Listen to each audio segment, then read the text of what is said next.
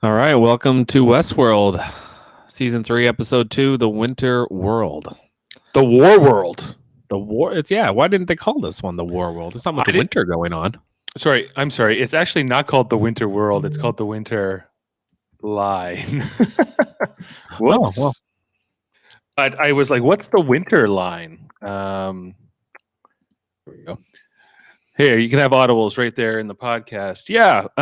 Okay. So I just All right. watched episode 2, season Okay. 3, The Winter Line, which apparently was a series of German and Italian military fortifications in Italy during World War II.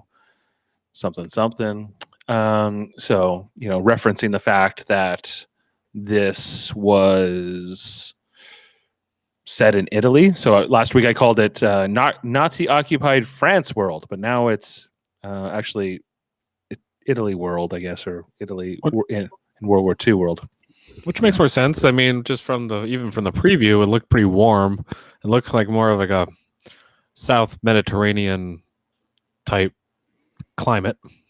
Yeah, I did look. Well, I didn't get a great look at it in the first episode because they only show it for like a second or a moment or so. So, but yeah.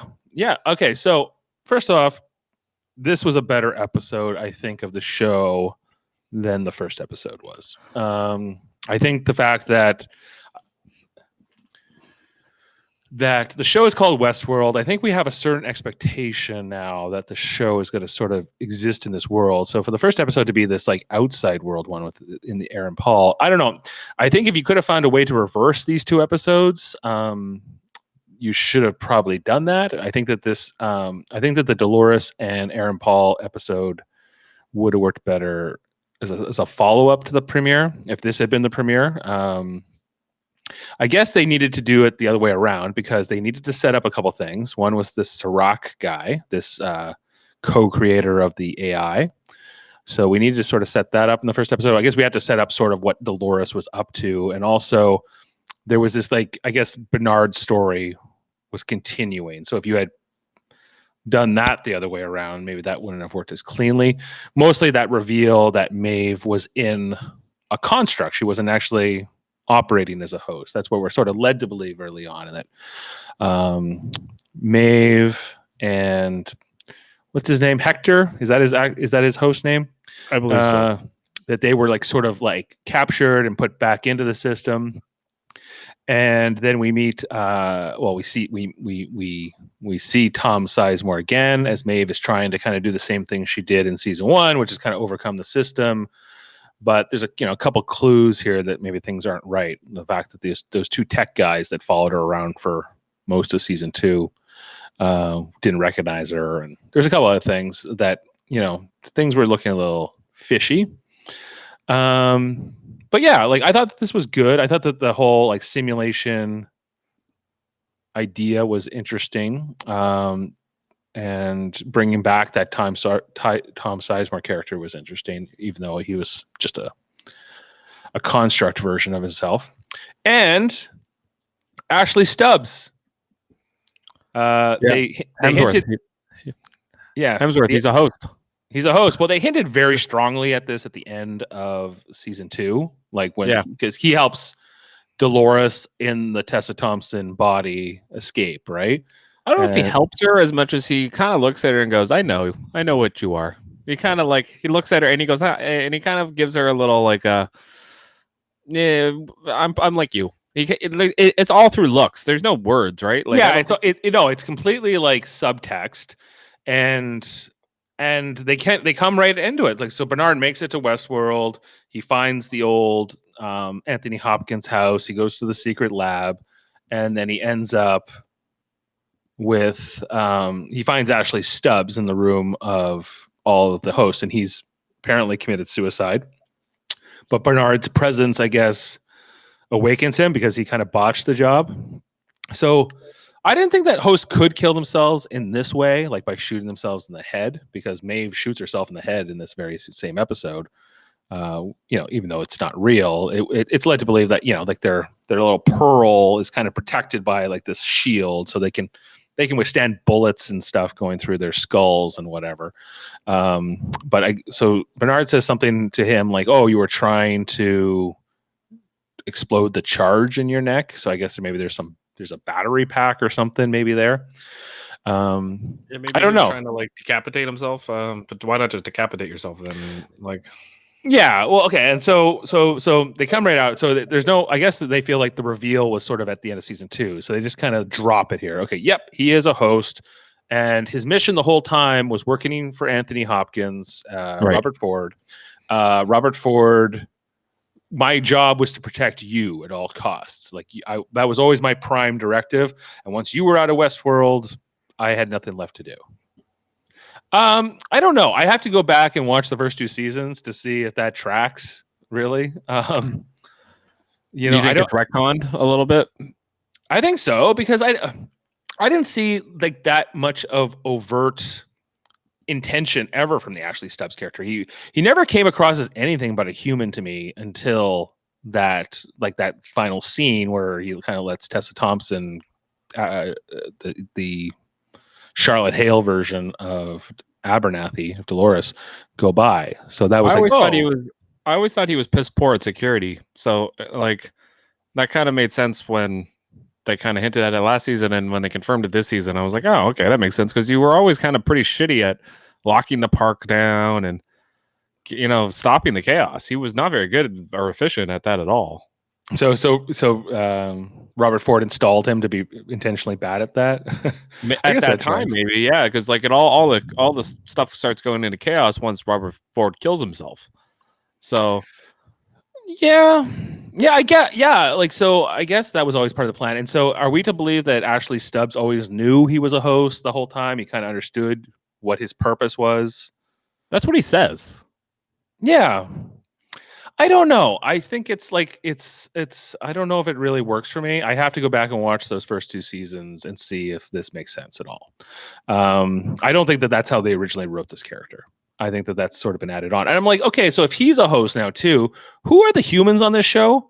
Exactly, other than the Man in Black, but even him, he's going to become a host. I get we saw that at the end of season 2, where in the far Aaron Paul, I guess, Aaron would be him. Paul. Okay, we got Aaron Paul We got the Man in Black, for now, his and then wife, his daughter.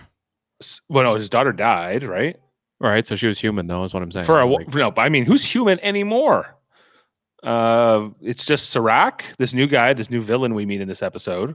That Yep. Liam guy from last week, even the Martin character played by what's his name, Tommy Flanagan. He's not. He's been replaced by a host. Charlotte Hale's a host now. I'm like, okay, so they're all hosts except for Aaron Paul. yeah, they're going a little crazy on the hosts, aren't they? And maybe it's because like they're trying to get rid of a lot of the, quote unquote evil humans, and they're trying to, like I said, I think they're trying to flip it and bring more sympathetic humans into this season and have more malevolent hosts. And so before it was malevolent humans against defenseless hosts, and now it's going to be the opposite. But And who's the sympathetic human other than Aaron Paul? He's the only one, right? well, what about okay? So what about the guy what about the Asian guy? Like they haven't showed him this season, but the Asian guy that was one of the medics that was like helping Maeve. He was one of the technicians helping Maeve. He was I forget his name. But Oh, yeah, I know who you mean. Okay, so maybe him. We see a fake version of him in this episode, like a simulation Right. version, right? But that's it. And even like, so there was the 2 guys. There was the one guy, and there was the guy with the beard. And the guy with the beard was always the jerk. So his name is Lutz. And then again, so all right. My question is, with Lee Sizemore, that character played by Simon Quarterman. He shows Mhm. up in this episode, and remember you said like you thought he died. Yeah. So what does he explain in this episode about what happened to him? Well, he claims that he didn't die and that somehow he was like they missed his heart and he had a lot of surgeries and he's been sort of brought back. Do we believe this? Because we learned in this episode that he's not even the real person. And Maeve says, "No, you did die," Right. and you're not quite consistent with who the real Lee Sizemore was. Like even though Lee Sizemore did sort of have redemption at the end of his life, and he sort of sacrificed himself. He was not a good guy. He was mostly a morally questionable guy. Well, he was the guy who Uh, wrote the stories, right? yeah, but he That was was his also, job. he was very selfish, and he thought only really about himself. Like that's how I always thought of him. That he was kind of like one of the malevolent humans, or sort of a morally bankrupt one at least. Yeah, well, most of them in the first 2 seasons were. I mean, you could really only point like he redeemed himself, like you said. Lutz also seemed like he kind of was a good guy, a good human. Other than that, in the first 2 seasons, I mean, that's pretty much it as far as And the good only humans. other one we thought was kind of good was actually Stubbs. He's not even a human. Right. And then Charlotte Hale was not very nice. You know, And she there, was and there was there was Elsie, right? Like who died? Bernard's old assistant. right. Elsie was a huge character. They killed all the humans in the first 2 seasons. They were like they got rid of them. Anybody Eh, who you might like or kind of like was gone. And so who's let so coming into this season, there's really nobody other than the Man in Black, who uh-huh. I still haven't seen. I don't know when he's going to be showing up, but yeah, it's interesting that way. So I thought that like the idea like of Maeve in the simulation and getting out of the simulation was cool. But then I'm like, okay, well, who put her in there? Are we to believe that Serac is the one who did all this? I think so. I think that's why she talks to him at the end. Um, yeah. I mean, it's hard to really know because the show doesn't really explain things to you until later most of the time. Um, And so that's you're kind of fine. you're just along for the ride for especially the first Couple half of the episodes. season. First half of the Yeah. season, usually you're just kind of like, okay, what are they throwing at me? And then they start to wrap the bow up in the second half. Right. So Vincent Cassell plays Serac of Ocean's fame, and he's been in a lot of things. He's a good actor. Oceans. Yeah, he was in Ocean's 2 and 3. He played the Night Fox. You know, Ocean's 11, 12. Oh, Oceans 11. I was like, what? Yeah. Who's Oceans? No, I got you. Yeah, no, I think he's a good actor. I think I've seen him before. And he was the one that was the one that Tommy Flanagan's character talked about last week. That you'll Yes. never find him. He can't be found, but we found him, or at least I guess he found. No, what did he say? Tommy Flanagan says he will find you before you find him. Right, which is what happens. Yeah, but he didn't find Dolores, and Dolores, I guess, is the threat to him. And so now he's recruited Maeve, or he's going to sort of not even. First, he tries to ask her nicely. She doesn't really seem to want to do that or anything to do with that. So he freezes her with the knife, and he's like, "Oh, we'll talk again, and we'll get through this." But that's kind of what this is, right? That he needs her to destroy his greatest enemy, which is now Dolores, his biggest threat, effectively. Yeah, like I mean, you look at they're introducing us a new Ford in this character, like a new mastermind, and is it they're kind of making him like quote unquote evil. Um, they're not making him morally redeemable yet. They're kind of giving us a character that is like a lot like Ford, that is kind of moving the puppet strings and just is trying to benefit himself. Serac. Well, I'm guessing you know Right. a little bit more about Serac because you've watched the third episode now. I have not But watched it full through, so I'm kind of where you are. I have watched a bit of it, but it's a lot more of the other story with Dolores and Aaron Paul. okay, we're back to that. Okay. Like to me, like I think that the Maeve character is way more compelling than the Dolores character. Quite frankly, I think she's way. You just like the actress more, or you like the character more? I like both. I like Thandie Newton. I like the character more too. I just think that to me, Thandie Newton is the protagonist of this show, not Dolores. Dolores is like the villain of the show. Well, it's a tough conversation because humans want to look at themselves as the protagonist. Usually, you go because that's who we are relating to. Is Yeah. You know, But we have nobody left other than, I guess, now Aaron Paul is this new character we're supposed to sort of connect with in some way or relate to in some way. But like he's sort of our proxy, the audience's proxy, maybe in this. which we didn't really have. Well, we kind of did with Shannon Woodward scare Elsie. We had that was kind of our proxy for the first 2 seasons, wouldn't you say? Like she was kind of the human moral compass. A little bit. It was a little bit of her. It was a lot of like the younger William, I think, too. We didn't know he was the Man in Black, but that I'd say that who's that actor? Jimmy something who plays Jimmy Simpson. Yeah, Jimmy Simpson, who plays the younger Man in Black.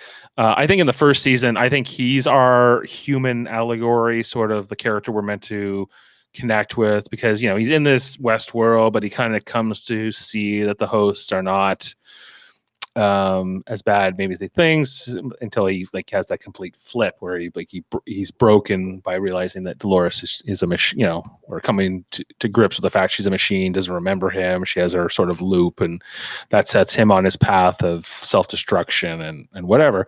And in the second season, I guess Elsie's not around a lot. She's kind of with Bernard most of the second season. Well, when she finally shows up, they finally find her in a cave somewhere halfway through season 2, because we don't even know what happened to her, right? For a while. I am agreeing with you though that Bernard's character is like so confusing, because like with every scene, I'm just like, what is his purpose? What does he want? Like I get Dolores. I kind of even get Maeve. Maeve confuses me a little bit too, because it's like, what does Maeve want? It's always about her daughter. Yeah. And it's just I think this Hector guy maybe a little bit too. I think she cares about the hosts, but ultimately Maeve cares about herself more than anything. Like, yes, she's in it for herself. She's not necessarily in it for the other hosts. Yes, but what I mean is she doesn't, like, at least Dolores seems to have some sort of an agenda. She definitely has one. Whereas Bernard, I don't find Maeve does. Maeve is just kind of like, where are you putting me now? Okay, all right, I got to figure out where I am today. Whereas Dolores is like way more of a mastermind. It seems like than Maeve is, even though Maeve's they are presenting to us is smarter. And smarter, and more capable, and just the evidence is not really showing that, especially so far this season. Dolores is way ahead of the game. She's already out in the outside world. She's way ahead of the game. She's building new hosts. She's setting up shop in the outside world, whereas Maeve is still, she's still in one of the parks. Yeah, well, I thought it was interesting, like on the previously on Westworld, part of the flashback they showed us in this episode was when Maeve got on that train in season 1. Right. She had her chance to get out. Yes. She could have left. Did it turn out she couldn't leave, or it was all part of Ford's game in the first place or something? But she was never going to get out. I think the train would have taken her to another world. Yeah.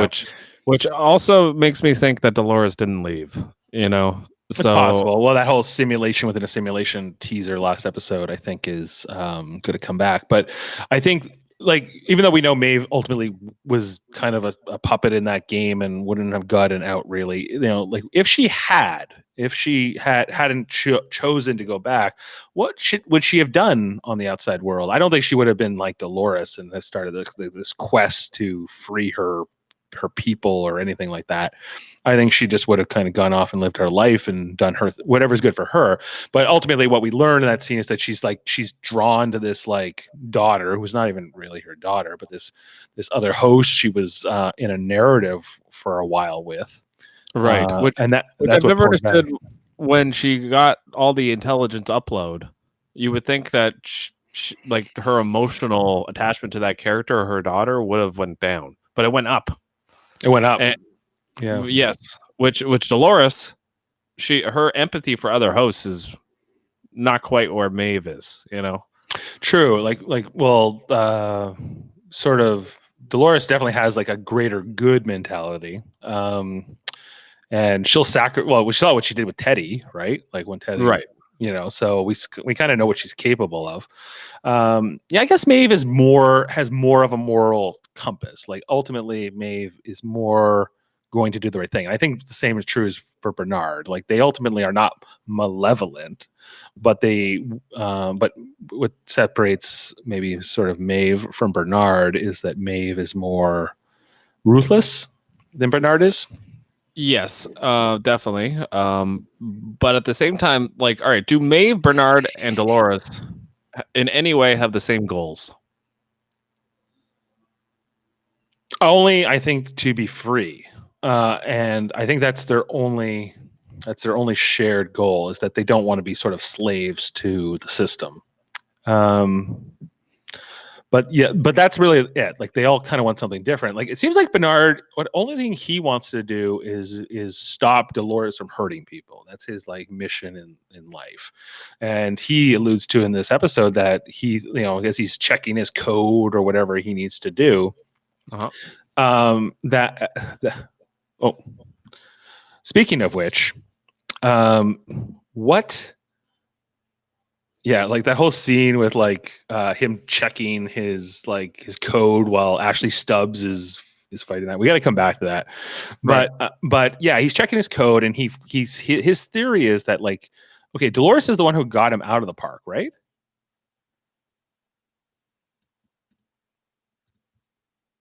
You hear me? Yes, I believe so.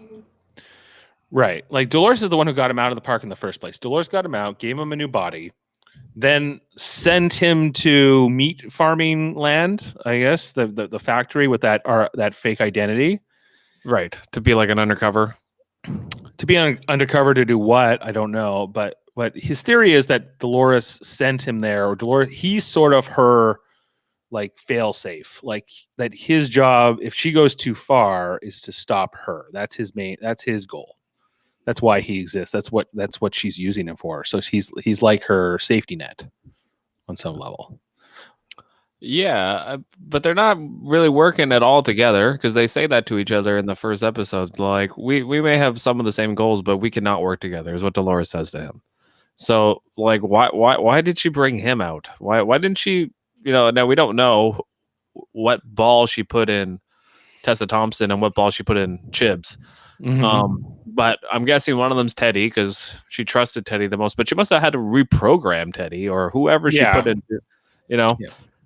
And they're not really showing us any of that, and they will, I'm sure, show us certain things like that, like, but in good time. I think I'm just wondering if that's going to be satisfying at the end of the day, like figuring out who Dolores is working with exactly, and the fact that they're keeping it so hush. Like I'm hoping that pays off later down the road because they've been very vague about the whole thing since I guess she got out of the park, right? Which is not much screen time so far, but I'm just like, okay, you're keeping this sort of like hush because that's the big reveal. Like yeah, you're right. It's probably gonna be Teddy. He's probably at least one of these people or a version of Teddy is out. Probably is it like Mr. Abernathy, like the father Abernathy? Father. My question is Robert Ford, was he never was the guy who killed himself not human? Was he a host? Because I wouldn't be surprised if there was a host, Robert Ford, and Dolores was working with that host. Just because it would make sense to me because it seemed like Robert Ford and Dolores, they're the original two characters talking to each other. Like I think in the first episode. Well, it's Arnold, right? Is it Arnold in the first episode? I thought it was no. That's the other thing about Ashley. The first episode that it starts the very first episode. The very first scene is Dolores talking to some voice, right? Some voice we don't know, and because it's kind of masked. And by the end of the episode, we realize that she's speaking to Ashley Stubbs, right? He's kind of like while she's in her drone mode or in her diagnostic mode. Which is what that's the other thing. I keep coming back. Okay, Stubbs is a host, and he knew the whole time, and he was programmed by Ford. So why was he interrogating Dolores? Like, what was going on? Was this just part of the plan? Was this like sort of a smoke screen that Robert Ford set up? I feel like this is a retconned idea, right? Like, I feel like they before the end of season 2, that was not even sort of even thought of. That wasn't even a theory I had, and now it's suddenly like, really? How does that work? I think you need to pay that off a little bit more. That's Okay, all. so the only scene that confused me in this episode was the the robot, the robot that goes ape shit. Can you maybe explain a little bit about that? Like, Oh, the you know one. what I mean? Well, the main thing I didn't really get about it was that, okay, so she's inside the simulation, Yes. and because she overloads the system, because somehow I think she works with size the fake Sizemore to like plant like that map in all the systems, because they kind of show that you can overload the system, right? The system is sort of imperfect. And so that's what happens. So she's able to like sort of overload the system by doing that, and through that she's able to hack it.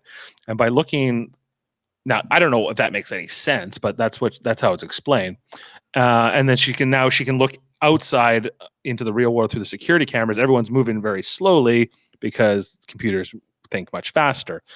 And so so she identifies where her brain ball is, and so she see that the thing I was confused was, did she hack that robot or did she actually take control of that robot? Yes, that's what I was confused as well, because like is she just hacking it from the simulation, or is her brain ball controlling that robot? That's what Well, I didn't get. yeah, it doesn't make sense to me, because as soon as they pull it out of that case, she's like sort of offline, right? So I don't know. I don't really know what her plan was. Like, okay, get the robot's going to pull my brain ball out, and then it's going to run away. And It but she seems would, like she's controlling the robot from the iPad that she's using in the simulation. but as soon as her brain ball gets pulled out, she shouldn't be able to do that. Well, when she pulls her brain ball out, the iPad is still controlling the robot that she has within the simulation. Yeah, because you saw when they pull her thing out, she just Yes. her avatar in the simulation collapses, right? She's like the Matrix. Yeah, It's very yeah, similar to the Matrix. right. It's exactly like that, and so yeah, like that's what I wasn't quite sure. Okay, so what was your escape plan here, exact? Maybe, yeah, like you seemed like you were able, you figured out a way to get your CPU out, but you didn't. After that, you had no plan. They ultimately gun this thing down, and Yes. it kind of drops her computer processor onto the grass. And the next we see her, she wakes up in a body in Sirach's house. Right. So, So I would not be surprised if the same thing is going on with Dolores, that she's in one of those balls as well in that room. I would not be surprised if they did the same thing with Dolores. oh, that she's in a simulation too. Yes. That Aaron Paul's not real or Right. any of that.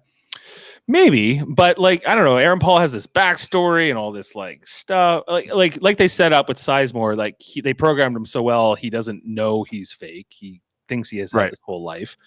Right. So it's possible that Aaron Paul is not on the level. Totally, the show And they're the show's pretty vague with Aaron Paul's backstory. Like we said, he's wearing civilian clothes, but he has a gun. They don't really say what he did. They don't, like they're pretty vague with the whole character.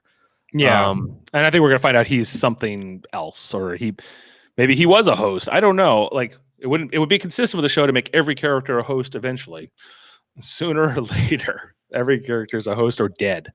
That's kind of the only way things end up. Which is I think is a mistake on the show's part. I think they need more humans on the show to really show the dichotomy, the duality of the two different species, if you will. Well, I think they also want, like, I think they need it also to help us want to. The humans are portrayed as the villains, effectively, right? So, like, we're evil and we're uncaring and we're greedy, and the machines are more noble. And I'm like, okay, but I don't know if I buy that either too, because I think there are really bad people in the world, certainly, but I think there are really good people in the world, and I think so it's kind of hard for me to accept, like, to get behind Dolores at all. She's supposed to be the protagonist of the show, and yeah, I sympathize with her, but I don't agree. I don't really. I think she's too far.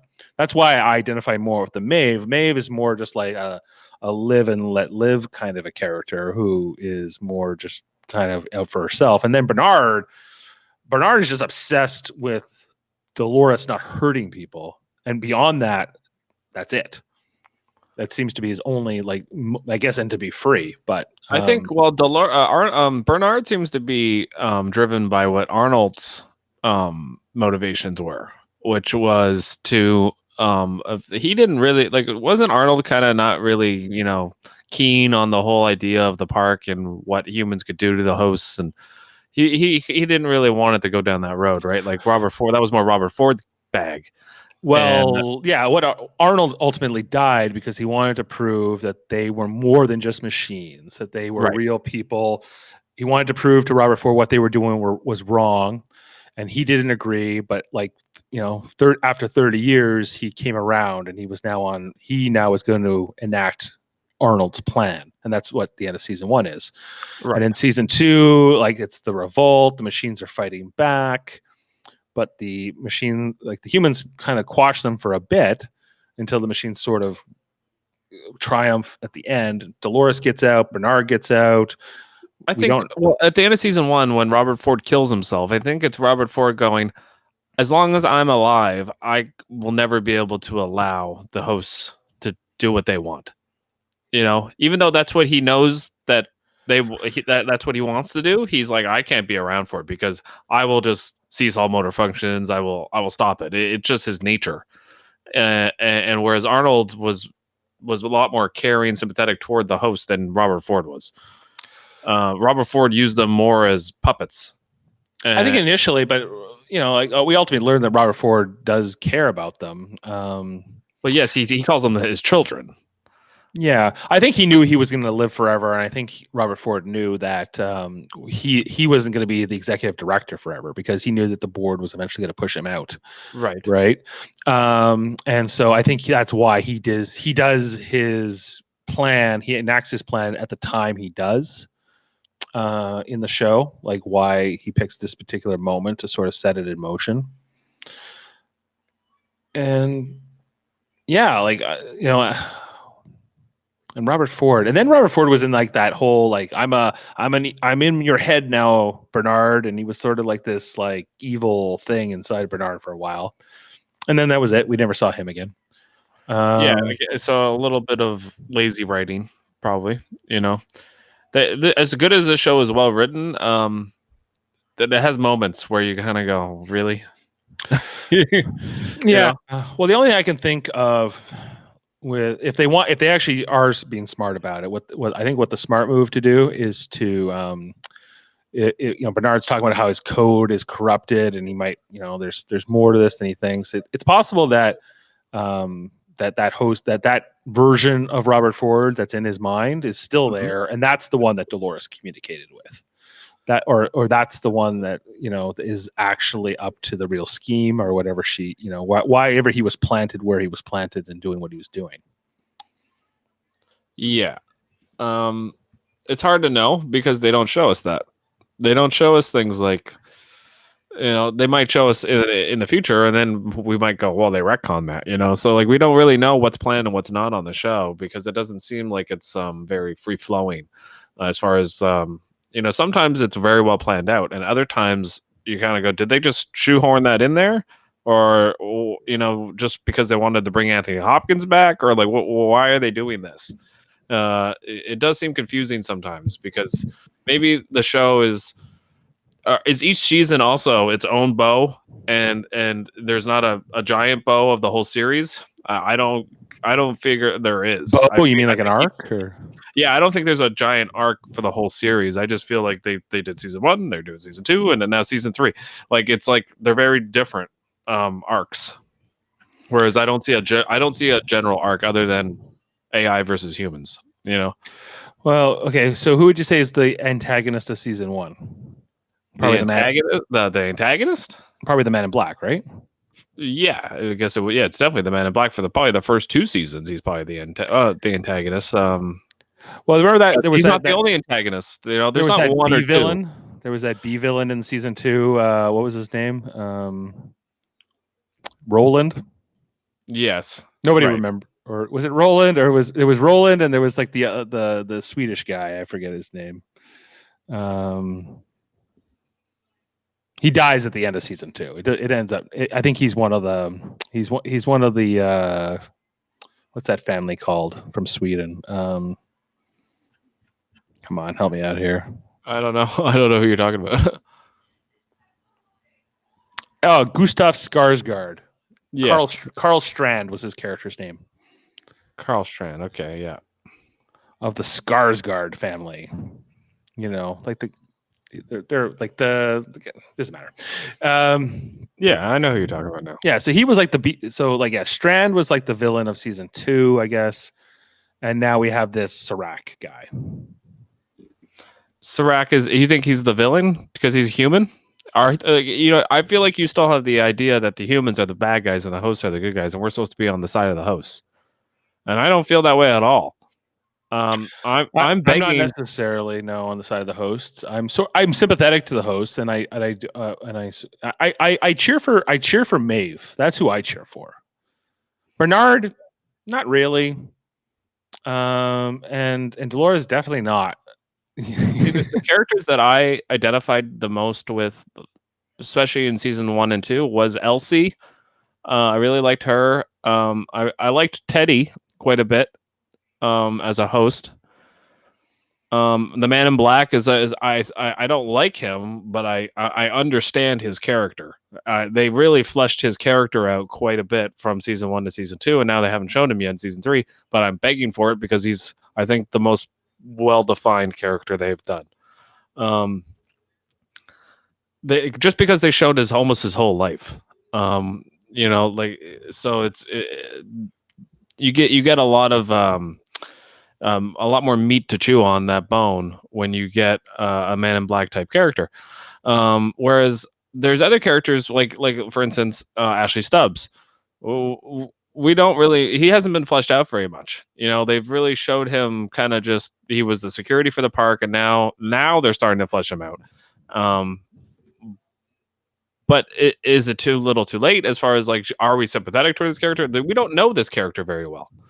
Whereas I do find with the Man in Black, where we knew his wife, we knew his daughter, we got to see his story. Dolores, we've seen her story, but a lot of it's been repetitive, and now she's angry. So, do we like this character? I don't, not anymore. I liked her in season 1, but she's gone off the rails. She's unsympathetic. Unless you love it, you go, yeah, girl, you go, you show the. Well, I guess it depends on your perspective. I think it's harder maybe for us to relate to her character in some levels, but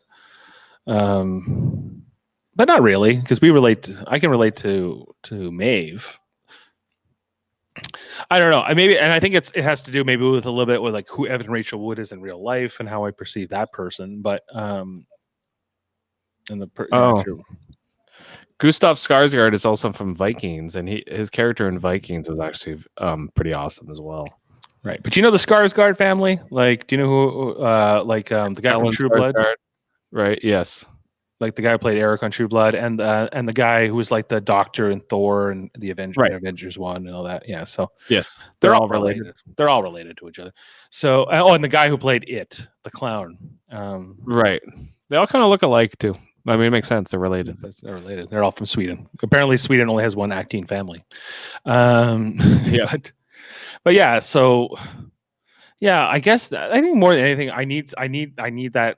And maybe we're going to come back to Aaron Paul. The problem with this Aaron Paul character is he's so tied in with the Dolores character that I'm going to need something out of it. I'm going to need something out of that. I need him to bring Dolores back down to earth a little bit to make. They need to go back to the park.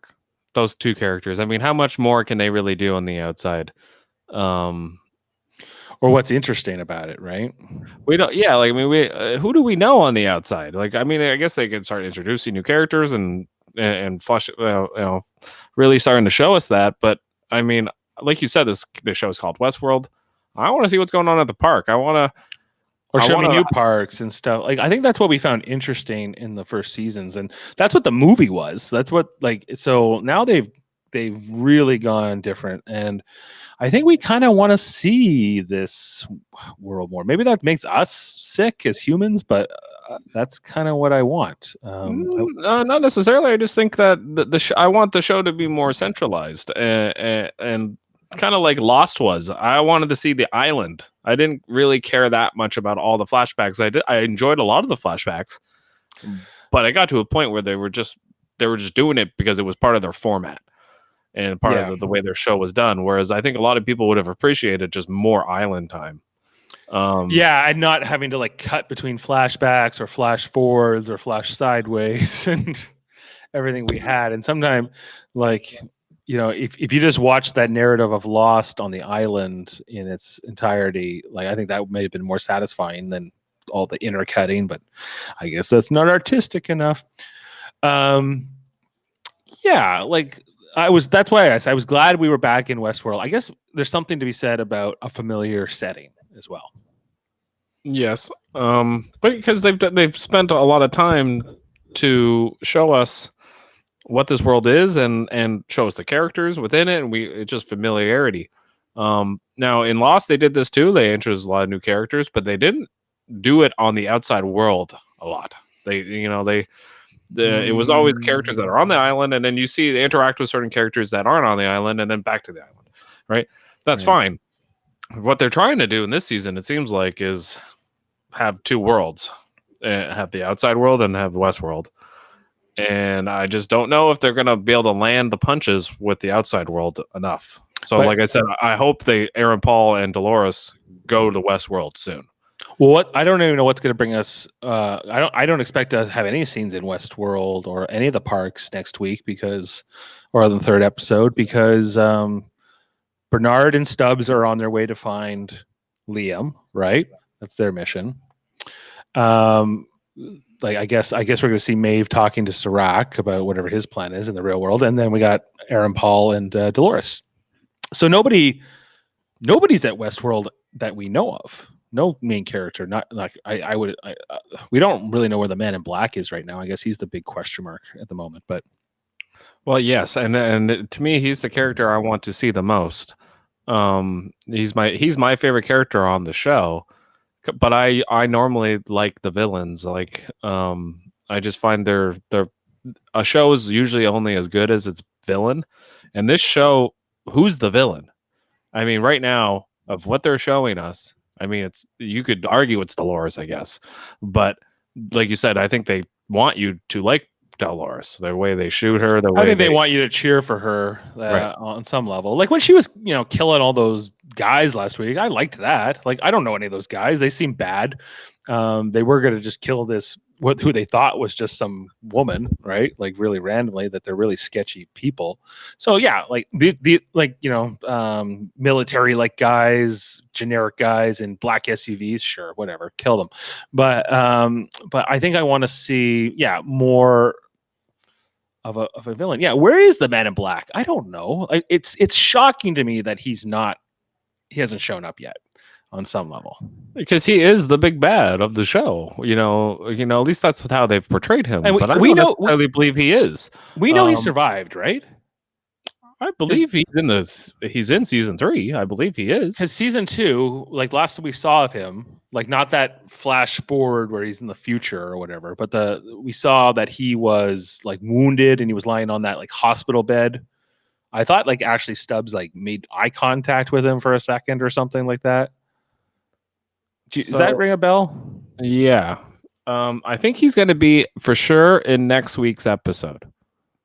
Yeah, he's gonna show up finally. Not episode 3, episode 4. Well, like we said, this season only has 8 episodes, so he's not even showing up till halfway through the story of this show of this season.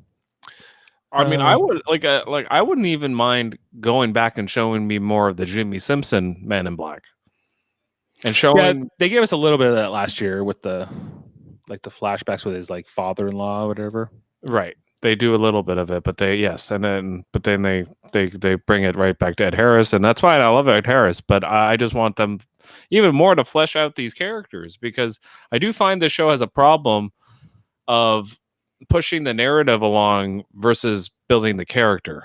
They're Well, yeah, because they want to like have a big reveal every episode. They want something to bring you back. I think that that's sort of like their mandate from a writing perspective. Just like Lost was, every Lost episode ended with some kind of a cliffhanger.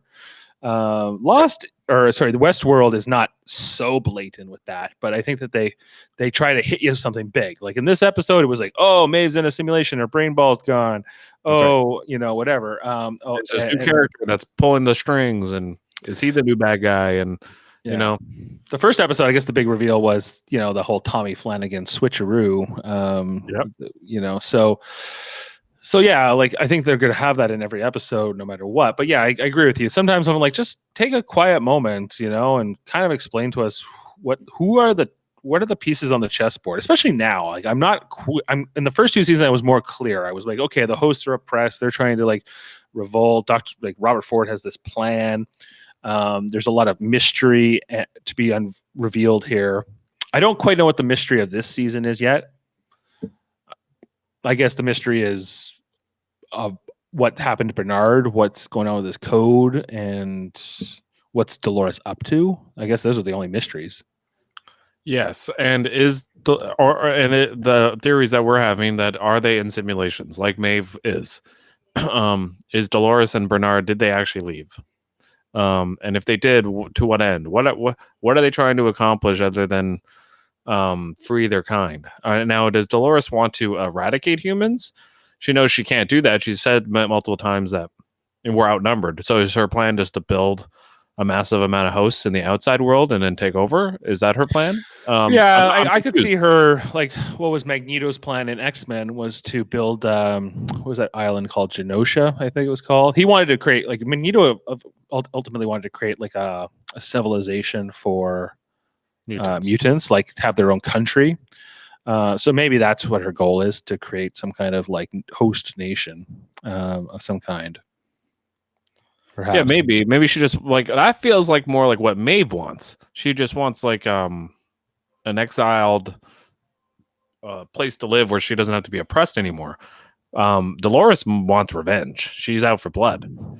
Bernard is trying to stop Dolores, and round and round we go in this three-way ring around the posy type thing. Yeah. Well, the other thing, I guess, what we learned in this episode was that like when Maeve was in the simulation, she theorizes that I guess that they're testing her to kind of figure out how to open the door to that like world that Akichita and her daughter and everybody ended up in, like that sort of encrypted heaven somewhere. Right. But why would anybody want to do that? Like, why would the humans care about that? Now, when they went into that paradise, that heaven type world, did Vincent Cassell have access to that world, or was it completely free? Like, was it blocked off? Like, we don't know enough about him. We don't know how he ties into Westworld or not at this point. Like, right. Yes, we need to know more about this character. I mean, we've gotten one scene, so we know that he's really rich, presumably. So, yeah. Does he own Insight? I mean, does he own Delos? I don't know. Like, is he part of the board? I mean, he wasn't in that board meeting in the first episode, so I don't think so. But no, I did read like a little summary of him online that said his character is the richest person in the world because he invented that computer that figured out everybody's destiny or whatever. So he's the Jeff Bezos of this world. He's the Jeff Bezos. Yes, he's the. Yeah, he's like a Steve Jobs kind of a character, maybe, or a Bill Gates. He invented something that changed the world and made things better for most people, not Aaron Paul. Right. Not so much Aaron Paul, and even no matter how hard Aaron Paul tries, it doesn't seem to go right for him. He has to resort to criminal activity, and maybe like right now, like what they're doing with Aaron Paul's character is they start him off as sympathetic, just a normal guy.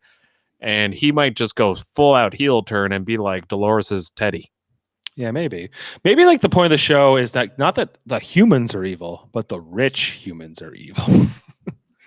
Right. And I do think that's kind of what they are setting up because and now if Aaron Paul That he's sort starts of the working guy, everyday working guy, sort of everyman archetype. Yeah, that he would be who. Okay, I get it now. I've only been watching evil rich assholes for the first 2 seasons. Now I have Aaron Paul. right, He's like me. right, I right, that's what they're guess. doing. Now, will he go which way is he going to go? Is he going to go the Dolores way where he's like, "You're right, let's fuck these people over," like he did when he chose to be a criminal, I guess you would say, when he's, deciding to rob banks and help out Marshawn Lynch and you know what I mean? Like he's resorting to criminal, or is he going to go the other way? Is he going to go more a sympathetic way? He's redeeming himself, like when he's talking to his therapist. Is he going to understand that maybe this isn't, what's the famous line from the show? Violent delights have violent ends, or is These that what it violent is? delights have violent ends. Yes. Right. So will he go violent or will he not? And that's the question. It'll be exciting to see what they do. I don't do personals. Yeah, Whatever it is. Right. He doesn't cross that line, right? right. Bernard is kind of that character. He won't. Unless it's against his will, he doesn't want to kill anybody. Doesn't want to kill or hurt anybody. He did. He Um, did. Well, he was. He did bash what's her name's head in, right? Robert Ford's orders. against his will, wasn't. Yeah. He was not in control of himself. Mm-hmm. True. And Anthony Hopkins was a wimp. Didn't do anything about it. No, he basically made it happen, right? He killed her, not him. Mm-hmm. Anthony Hopkins, like I said, it seems like he was the wrong guy to have not like to have lived on over Arnold. Like if Arnold had lived on instead of Anthony Hopkins, I don't think the Westworld would have turned out quite the way it did. Like the Man in Black understood one thing, that Robert Ford was kind of like a sick psychopath that wanted to his stories were more important to him than the way the hosts or the humans turned out based off those interactions. Right. Well, but that Robert Ford kind of changed his tune. I don't know. I don't think he did. He kind of just like cowered. He checked out. He was like, "Okay, I'm out." He didn't really do what he could have to have changed the world. Probably because he knew it would have been fruitless. The board would have overruled him. They were making too much money, so he knew he basically had to do it a back end way to do what Arnold wanted. But if he had listened to Arnold from the beginning, yeah, Westworld. I think he just came to that realization way too late in his life. Is what happened. But then he was still killing people, with the hosts. So Yeah. he didn't go good guy, No, he wasn't. I wouldn't say Robert Ford was a good guy. He aided some of the people we consider to be good, right? Like, but well, I guess these hosts. But yeah, like, can we even trust Stubbs because of that? I'm just Right? saying there's very few characters on this show where you could say that they're morally not compromised, that they're not morally compromised. And I mean, I would say Bernard is one of them. I feel like Elsie was one of them. She's dead. Aaron Paul so far, but we don't know. He's been one episode, so we'll see. There's very few. They're all pretty much killers, the humans and hosts alike. Now, do they have? Some of them have hearts, and some of them care about other characters. Sure, Maeve for sure cares about a lot of Bernard. Even Dolores cares about the hosts. She doesn't so much care for humans, but she's coming around on certain ones. She's starting to understand that maybe not all the humans are the same. They don't all want the same thing, to keep her and her kind imprisoned. Now, are they afraid of her kind? Absolutely. You could see from last episode, Von Strucker there, Jerry. She already knew well ahead because she read his book that everything she did, how he would react. But she hasn't read Aaron Paul's book. He hasn't been to Westworld. Mm-hmm. So she's going to start learning. Right. Okay, that makes more sense. I was trying to figure that out about the first episode because she knew everything about Jerry, because really Westworld was about hacking the guests and it was a data mining operation to learn about all these rich people coming through and to get intel and dirt on them and whatever. So that's why, because Dolores was tapped into that, she knows everything about these people, like what to do with them, including that Liam guy, right? Because that's how Bernard says, oh yeah, she was really into this Liam guy for some reason. Let's go find him. And that's right. Had Liam been to the park? He must have been, yeah. He must have been, right? So she's read his book. She knows what he wants. She knows how to interact around him. She's how to seduce him. Yeah, how to seduce him. Exactly. She knows what she's gonna like. That's why she changes her dress. She knows how to appear to him. Like she's working it. She's like basically like a Mission Impossible undercover agent. All right, she's manipulating him based on because what they say is humans only like boil down to like 10,000 lines of code or something. So there's not much. Humans aren't as complicated. So right, if you have that information, you can kind of work around that. Yeah, well, I don't know. I liked this episode. I'm interested in where it goes next. The Absence of Field is the next episode 3. So let's hit that one up later this week. Yep. And then episode 4 will air Sunday, right? So yes. So we'll try and get caught up. So in real time, we can do a recap after the episode. Yeah. Episode 4, The Mother of Exiles is what that's called. So we'll head to that. So I'm looking at now. Hopefully the Men in Black is back. And and hopefully like we're starting to converge the two stories, the Maeve storyline, the Dolores storyline. I kind of hope they kind of started off with a Man in Black storyline and then they converge all three, which would be exciting. I do hope that I'm wrong, that they're not just doing season 1, season 2, season 3.